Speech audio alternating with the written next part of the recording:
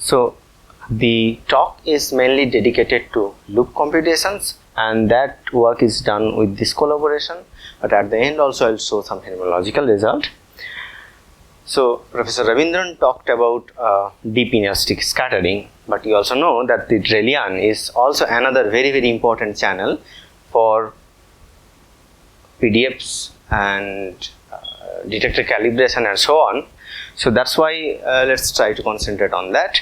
Now, why we need QCD corrections or electric corrections? Why do we need precision?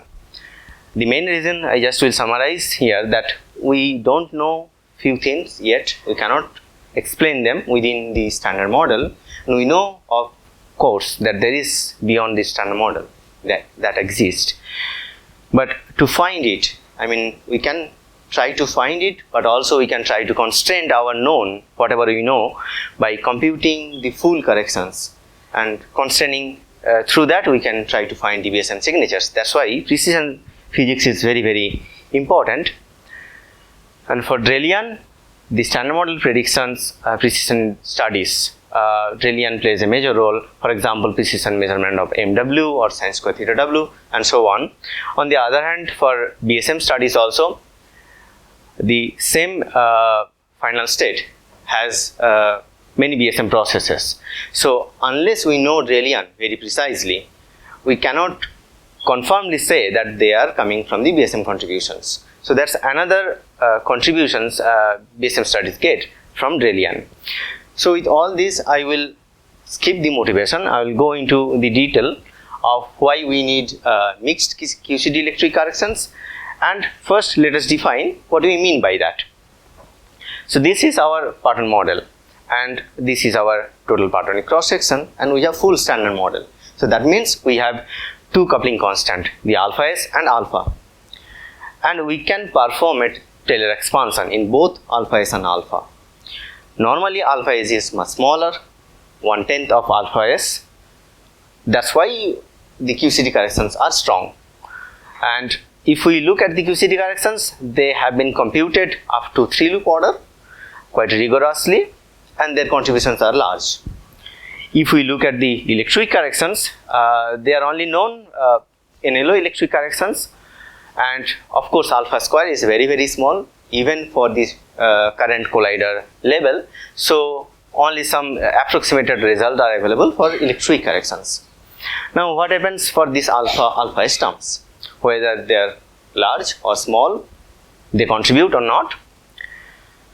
To guess that, let us do a very nice study, but before that I put all the works has been done to do that. So from the list of the works you can see that they are very relevant. So why?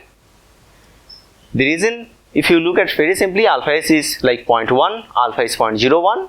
So alpha s cube over alpha s alpha is of the same order. So that means if you consider n cube LO in your total result, the contributions coming from n cube LO is almost by naive counting is same as the contributions coming from alpha s alpha. So that needs to be incorporated. Now there are two other points. One, what QCD correction does. As Professor Ravindran talked about, we have this unphysical scale contribution, and QCD corrections contribute the perturbative corrections but also controls the scale contribution. On the other hand, what electric correction does, especially for Drell-Yan, they contribute through the mass logs, the Sudakov logs, and their contributions are also large. The one loop electroic doesn't have QCD correction obviously, and that's why that don't control all these unphysical contributions coming from unphysical scales. So that's why a mixed correction is very important, because it takes care of the QCD part, controlling the scale, controlling the contributions from the scales, and also it contains the large electric effects coming from the Sudakov mass. Then there is the fourth point, the input scheme dependence. So what is that? Our Lagrangian contains many parameters, but we have relations among them. So in principle, there are only 3 or 4, depending on the process, independent parameters, and we can choose these 3 these three we can take from our experimental measurements as our input, and everything else should be computed from these three. Now we can make a choice, for example, the mass of the W and Z bosons, and for example Fermi constant, and then these three is your input parameter, and alpha can be derived for G mu. On the other hand, you can choose alpha, MW and MZ, and that can be your input parameters. If I do so, you see that at leading order, this introduces around 3.5% corrections, which is quite a large. I mean, we are doing QCD corrections which are around 1%, but this is a quite large contributions if we don't properly take care of the input scheme. So if we do electric corrections, of course, that comes down. And so this example is for certain jet production case, but that's quite a reduction for mixed QCD electric case. So with all this motivation, we started doing the mixed QCD electric corrections for Drell-Yan. Now what we have to do? Schematic diagram. We need to compute some two-loop virtual diagrams where there will be one gluon and one vector boson, either photon or Z or W. Then there will be some real emission terms where you need to compute the phase-space integrations, some double real emission terms, you need to compute the integrations. There are many ways to do it. One way is that you do all the integrations analytically. For this case, it is extremely difficult. So we use the subtraction method. That is, we find out what are the divergences coming from here. So there can be divergences initial and final state, collinear singularities, soft terms, and so on. And this has some universal structure. The same divergences should cancel thanks to the Kellen theorem and so on. They should cancel once we add everything up. We cannot do that. So what we can do? We can cancel this part here and add this part here and do things separately. So this part is separately finite and this part is separately finite. And of course, they should be related through the phase-space integration. So that's the basic idea of any subtraction technology. And we follow that here. Let's concentrate on this talk for this computation of the two-loop virtual, how we compute them, what are the difficulties and how we compute them. So just to summarize that what kind of terms are there. There are this kind of Feynman diagrams, these amplitudes contain divergences of ultraviolet type and of infrared type. So and this already has been discussed, so I won't go into details of this. Just to mention how we perform ultraviolet renormalization. This is the quark line with a Z boson and then leptons. Now, of course, when we have, so this is the electric case. When we have electric bosons here, which is massive, here our normal QCD renormalization won't apply. Like QCD renormalization, normally what we follow, we don't renormalize quark and gluon wave function. Instead, we renormalize only the alpha s, the strong coupling constant, and we all have done that. That renormalization is enough to renormalize all the vertices, all the propagators, and this is thanks to the masslessness of the particles, QCD particles. But here the vector bosons are massive, so that means they will contribute even to the massless quark wave function renormalization. Similarly, the leptons, they also need to be renormalized. Even they are massless, if we consider massless, they need to be renormalized using the vector boson. So all these initial and final state particles, their wave function needs to be renormalized, and then of course the vertex, the electric charge, that needs to be renormalized. We follow the background gauge field, which helps us in separating these two terms, and we perform this renormalization separately, finding UV finite contributions. Okay, now about the infrared divergences. Why they are so important, I'm giving more time here, is that if you have mass, then suppose massive lepton you take, these collinear divergences, they appear as log of ml, and if ml goes to 0, log 0 is kind of divergent. In our dimensional regulation, that comes as 1 over epsilon. So if you consider massless lepton, you will have a whole different expression with 1 over epsilon. Instead, if you take massive lepton, you have a different expression with log ml. Now, in our case, we can consider massive lepton or massless lepton. The calculation becomes completely different. Do we need massive lepton? Yes, that's better. That's more closer to reality. Can we compute things using massless lepton and get the massive lepton back? That is our goal. Okay, we try to analyze it one by one. Let's see if we have diagrams such that, like having two Z bosons connected to this lepton line. Now the leptons here are connected to massive vector bosons, and you can show simply that there cannot be any collinear singularity.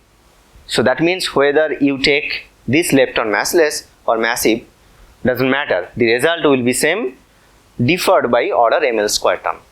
Ml square is very small. We can neglect it for the moment. So if we compute a massless case here, that is equivalent to massive case. We are happy. Now let's think of the other diagram where there is a Z boson and photon. I am only showing some example diagrams, okay? And in this case, of course, the lepton is connected to a photon, and that creates a collinear divergence. So in massless case, it will be 1 over epsilon. In massive case, it will be log of ml square. So if you compute both, then you will see that you need to rectify it. You need to subtract a 1 over epsilon piece from here and then add the log ml part. Then you will get back this term. So of course, these are two different computations, two different results. Nothing special. However, thanks to Frenkel-Taylor identity, and this is connected to the charge conservation, you have leptons and anti-leptons, so L and L bar. This is 0. If you can do a little bit of computation, you can see that once you add all such diagrams, because of the charge conservation, that is 0. So again, also in subtraction formula, that's a bit technical. You see that if you take lepton mass going to 0 limit, that's independent of log ml. So that means we can also compute this kind of diagram using massless lepton and get our results for massive lepton. Now finally, there can be terms which are vertex type, where of course there will be actual divergences coming from final state singularities, and this needs to be computed. So these we compute using lepton mass.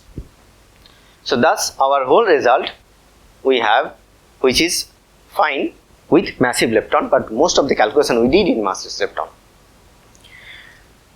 Okay, now that was for the neutral current Drell-Yan case. What happens for charge current Drell-Yan?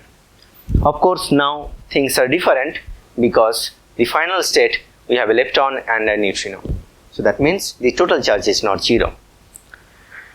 And we start with again diagrams like this where we have two massive, perfectly fine if we take massless or massive because there is no collinear singularities. But when we have W and photon, we only have lepton and a neutrino. So in that case, these kind of diagrams, when sums up, do not cancel all the epsilon or all the log mls. So actual mass singularities appear from there. So what do we do in this case?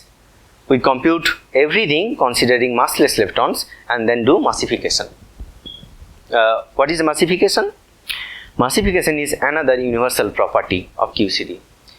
So these final state particles, they are factorized from the amplitude, and this factorization is universal. So one can in principle compute a simple form factor or any amplitude and find out what are the factorized part, which is called Z function.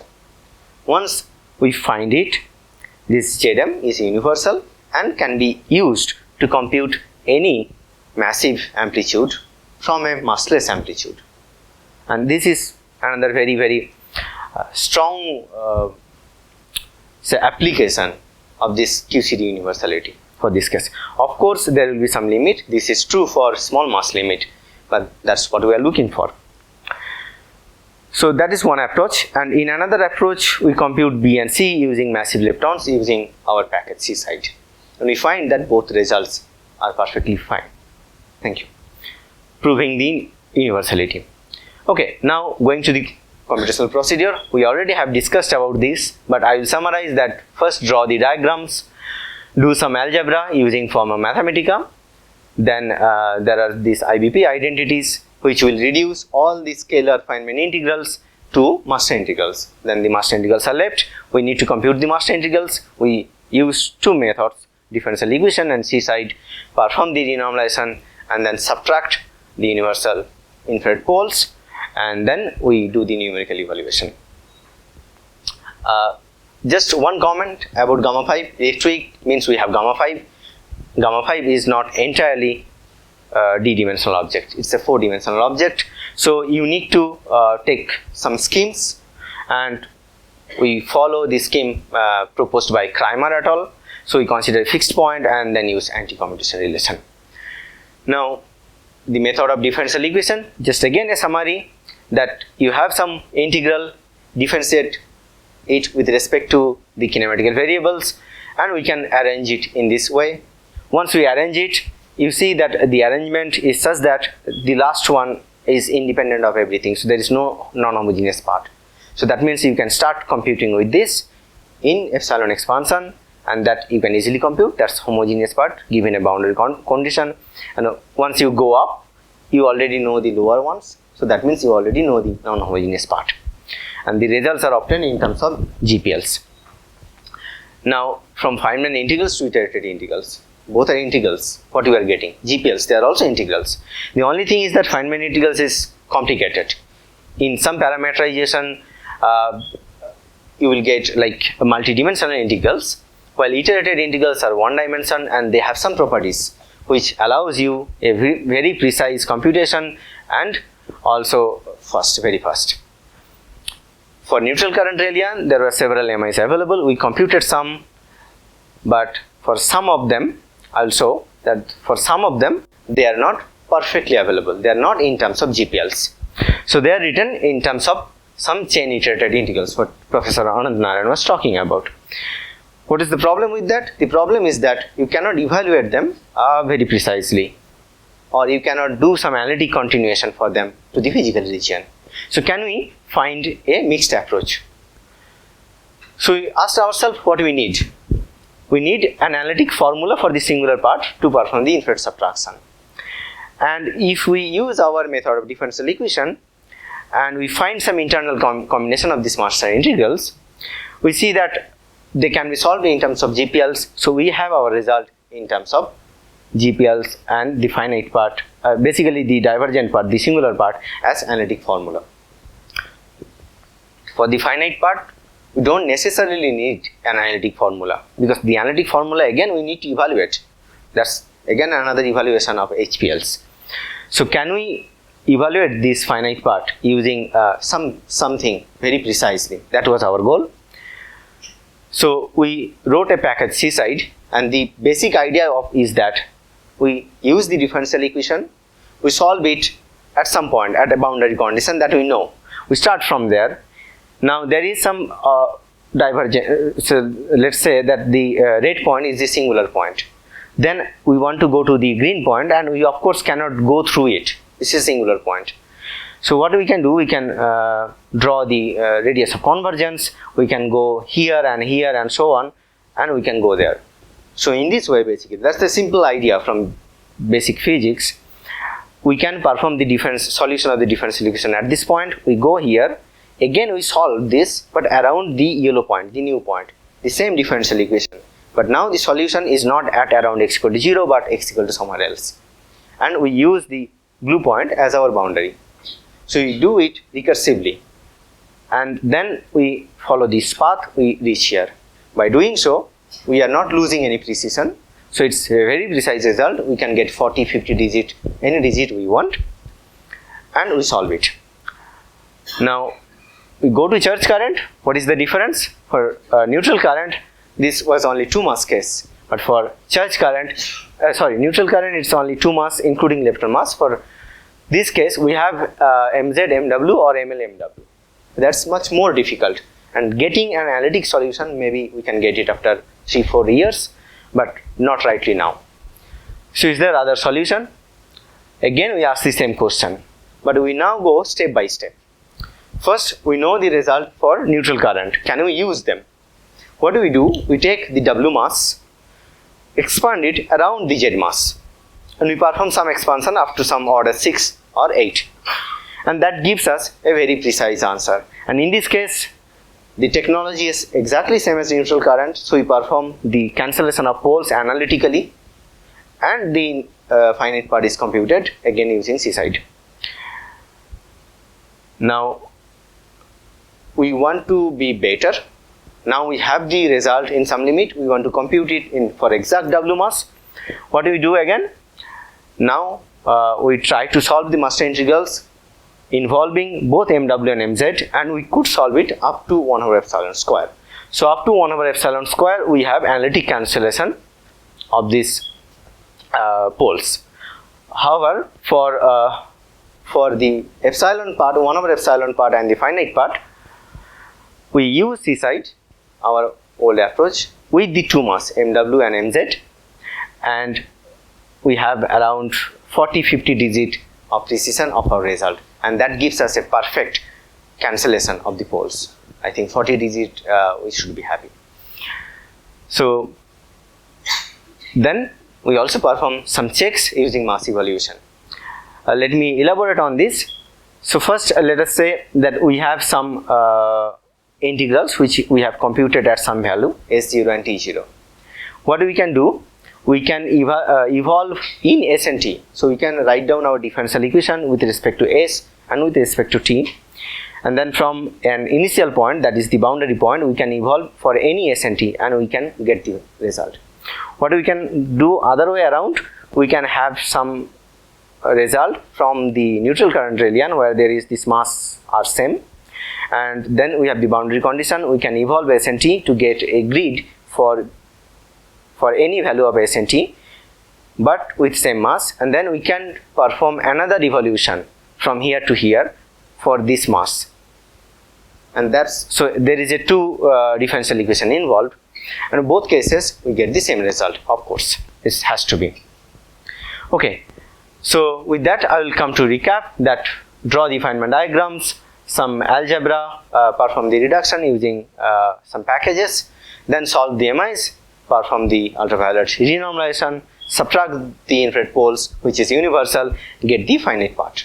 So that's the normal procedure to compute the loop diagrams. So finally, the numerical evaluation for neutral current. Of course, we have most of the things analytic. We have something like 11,000 polylogs, and that takes around 12 hours on a 30 course machine. Yes, I'm almost done. On the other hand, for charge current, it takes around 3 weeks. But the major difference is that for neutral current, it took few months to compute those integrals. While for charge current, it's just a matter of 3 weeks from the amplitude level. So that is very, very fast. And the precision level is for both the cases are same. This is a 26 core HPC. Okay, there is a difference, but this is weeks and the computation of the integrals is months. So this is much faster. Okay, so finally we have our answer, which I cannot of course present here, but I have the grid for a certain range, and these answers are evaluated for certain parameters which are quite fixed. Of course, MW is not fixed, and you won't be happy to if we give you a grid with a certain MW. So what we did, we also provided another grid where you can start with our particular choice of MW and vary it up to around 100 MeV. So, and you see up to 100 MeV the precision is double precision. So you can use it for any MW value. Okay, so with that I'll just come to the phenomenology part, just one slide, and this has been done in collaboration with Massimiliano Grazzini et al. So we are currently doing it, and you can see that the effects of NLO, this mixed electric corrections, compared to NLO QCD are quite large. And there also is was an idea of computing these terms in factorized way, which is shown here in the blue part, and it's not quite visible, but I can assure you that below 90 GeV there are certain distinctions. So the factorized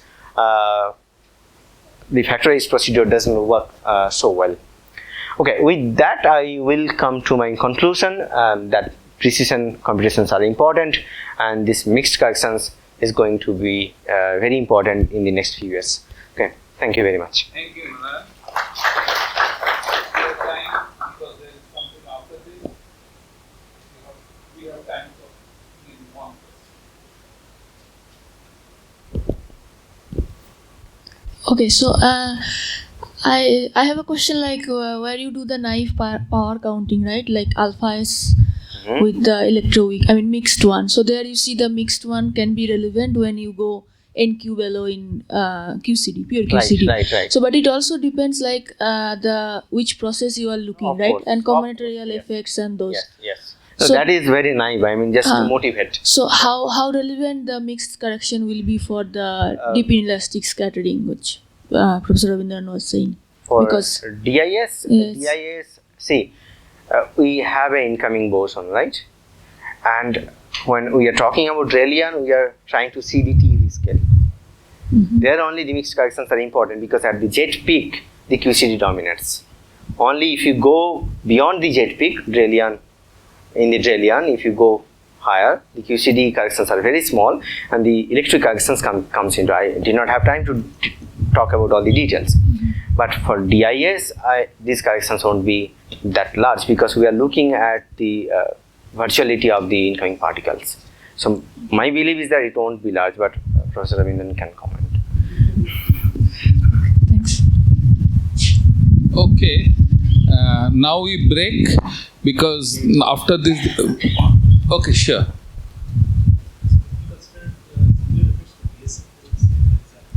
For slept-on production. The mixed corrections? Yeah. I don't think so. At least not to my knowledge. They also will be important, because see, for Drell-Yan, for example, the QCD all in the quark channels. The lepton is not connected. So whatever you do, it just increase the peak. So similarly for BSM cases, there are many such channels where the electric can connect, and then there will be really high increment. So maybe also I can give that the corrections NNLO QCD electric sometimes is almost equals to or equivalent to NNLO QCD at certain kinematics. So it's competing with NNLO QCD even. So it's 0.3%, something like that. Okay, in that note, we conclude this session by thanking all the speakers, because they have thoroughly illuminated us on aspects of loop contributions relevant to current day particle physics. Thank everybody.